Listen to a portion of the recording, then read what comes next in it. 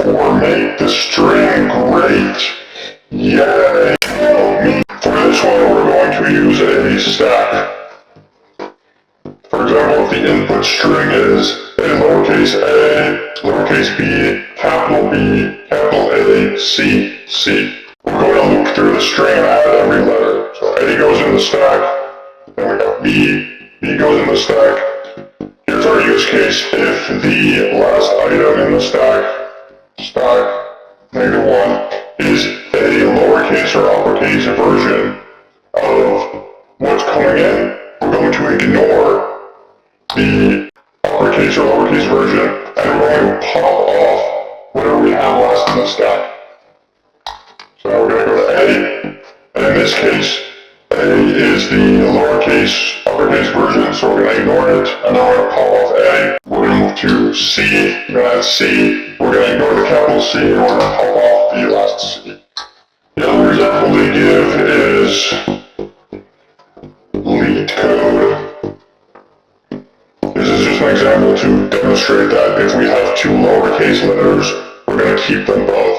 Only if it's an uppercase, lowercase variation do we pop it off. First thing to do is initialize the stack, and then we loop through every item in the string. If the stack exists and the current last element in stack is not equal to the element,